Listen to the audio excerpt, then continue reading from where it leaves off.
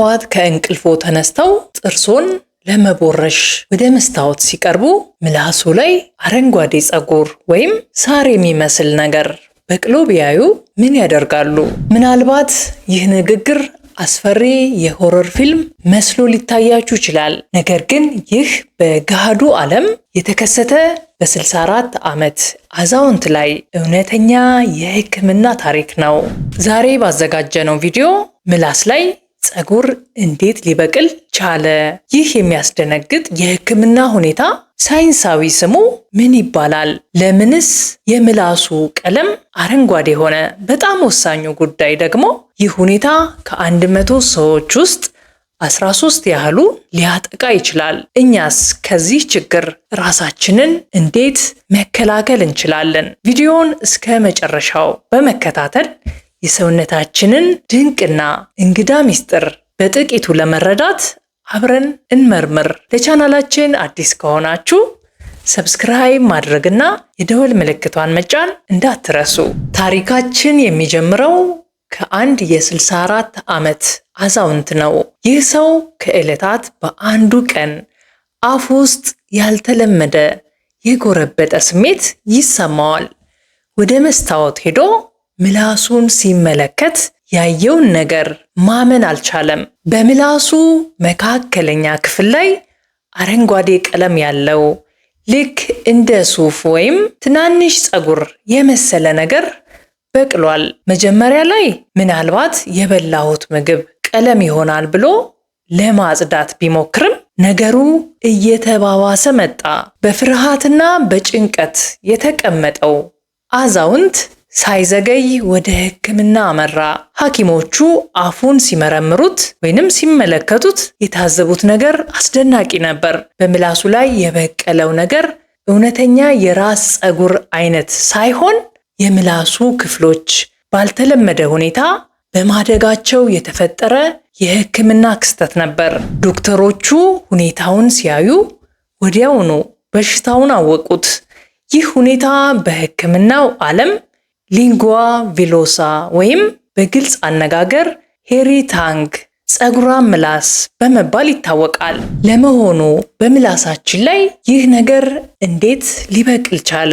ይህንን ለመረዳት መጀመሪያ የሰውነታችንን ተፈጥሮ ማወቅ አለብን። በምላሳችን ላይ ፓፒሌ የሚባሉ በአይን የማይታዩ በጣም ትናንሽ እብጠቶች አሉ።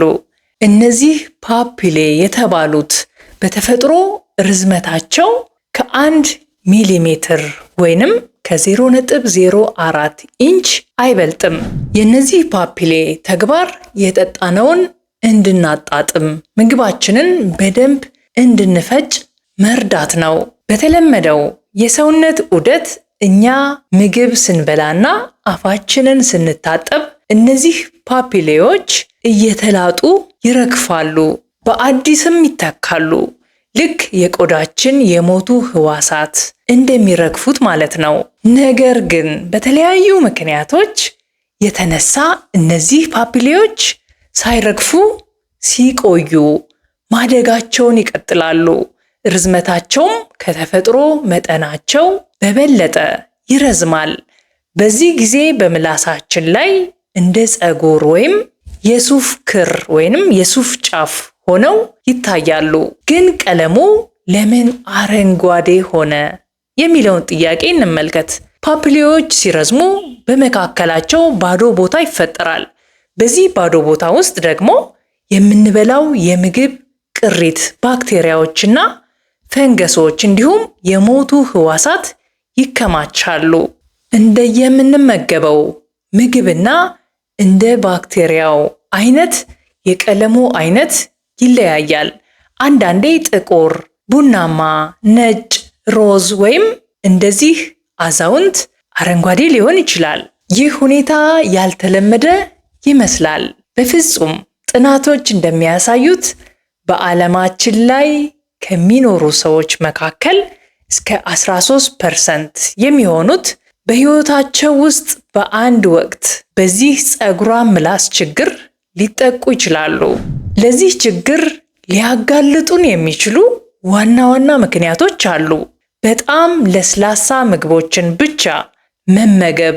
ጠንከር ያሉ ምግቦችን ስንመገብ ምላሳችን ከምግቡ ጋር በመፍጨት ፓፒሌዎች እንዲረግፉ ያደርጋል። ሁልጊዜ ለስላሳ ምግብ ብቻ የምንመገብ ከሆነ ይህ ተፈጥሯዊ መላጥ ወይንም መርገፍ አይካሄድም። ይህ ችግር በብዛት የሚታየው የኢንዱስትሪ ውጤቶችን የሚጠቀሙ ወይም ፋይበር የሌላቸውን ምግቦች የሚያዘወትሩ ሰዎች ላይ ነው። ከፍተኛ የቡና፣ የሻይ ወይም የአልኮል አጠቃቀም እነዚህ መጠጦች በምላስ ላይ ያሉትን ባክቴሪያዎች እድገት ያፋጥናሉ፣ ቀለሙንም ይለውጣሉ። ሌላኛው የአፍ ንጽህና ጉድለት፣ አፋችንን እና ምላሳችንን በስርዓት የማናጸዳ ከሆነ የሞቱ ህዋሳት ይከማቻሉ። ሌላኛው ሲጋራ ማጨስና የተወሰኑ መድኃኒቶች እንደ አንቲባዮቲክስ ወይንም ጸረ ባክቴሪያ በአፍ ውስጥ ያለውን ተፈጥሯዊ ጠቃሚ የባክቴሪያ ስብስብን ያዛባሉ። ይህ የ64 ዓመት አዛውንትም ከመጠን በላይ ቡና የመጠጣትና የመታጠብ ልምድ ስላልነበረው ለዚህ አረንጓዴ ጸጉራም ምላስ ተጋላጭ ሆኗል። በጣም አስደሳቹ ነገር ሊንጓ ቪሎሳ ወይም ጸጉራም ምላስ ምንም እንኳን የሚያስደነግጥ ቢመስልም ገዳይ ወይም ካንሰር ያልሆነ ቤናይን የተባለው የጤና ሁኔታ ነው። አዛውንቱ ወደ ሐኪም ሲሄድ ዶክተሮቹ ምንም አይነት ከባድ ቀዶ ሕክምና ወይም ውድ መድኃኒት አላዘዙለትም። የሰጡት መመሪያ ወይንም ምክር በጣም ቀላል ነገር ግን ወሳኝ ነበር። ዶክተሮቹ አዛውንቱን በየቀኑ በጥርስ ብሩሽ ምላሱን በጥንቃቄ ፈቅፈቅ እያደረገ እንዲያጥበው አዘውት ነበር። አዛውንቱም የዶክተሮቹን መመሪያ በጥብቅ ተከተለ። በየቀኑ ጥርሱን ሲቦርሽ ምላሱንም ማጽዳት ጀመረ። ውጤቱም አስደናቂ ነበር። እናንተስ ጥርሳችሁን ስትቦርሹ ምላሳችሁን በተለይ መካከለኛውን ክፍል አብራችሁ ታጸዳላችሁ?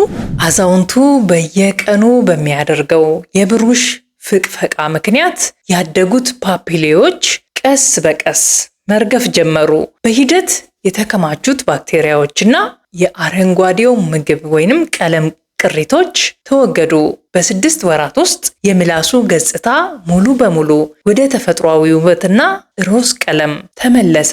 ይህ ታሪክ የሚያስተምረን ትልቅ ነገር አለ። የአፍ ንጽህና ማለት ጥርስን መቦረሽ ብቻ ሳይሆን ምላስንም ማጽዳትን ያካትታል። ቤተሰቦች ዛሬ የተመለከትነው የሕክምና ታሪክ የሚያሳየን የሰውነታችንን ተፈጥሯዊ ስርዓት አለማወቅና ጥቃቅን የነበሩ የንጽህና ጉድለቶች ምን ያህል እንግዳ ውጤት ሊያስከትሉ እንደሚችሉ ነው። ከዚህ ቪዲዮ የምንወስዳቸው 3 ዋና ዋና ነጥቦች አሉ። ጥርሳችሁን ስትቦርሹ ሁልጊዜም ምላሳችሁን በለስላሳ ብሩሽ ማጽዳት አትርሱ። በቂ ውሃ ጠጡ። ጠንከር ያሉና ፋይበር ያላቸውን ምግቦች እንደ አትክልትና ፍራፍሬ ተመገቡ። በምላሳችሁ ላይ ያልተለመደ የቀለም ለውጥ ካያችሁ ሳትደነግጡ የሕክምና ባለሙያ አማክሩ። እናንተስ ከዚህ ቀደም ቡና ወይም ሻይ አብዝታችሁ ጠጥታችሁ ምላሳችሁ ላይ የቀለም ለውጥ አስተውላችሁ ታውቃላችሁ? አስተያየታችሁን ከታች በኮሜንት መስጫው ላይ ጻፉልኝ። ይህ ቪዲዮ ከተመቻችሁ ላይክ ማድረግ፣ ለወዳጆቻችሁ ሼር ማድረግ አትርሱ። በቀጣይ በሌላ አስተማሪ የሕክምና ታሪክ እስከምንገናኝ ቸር ሰንብቱ።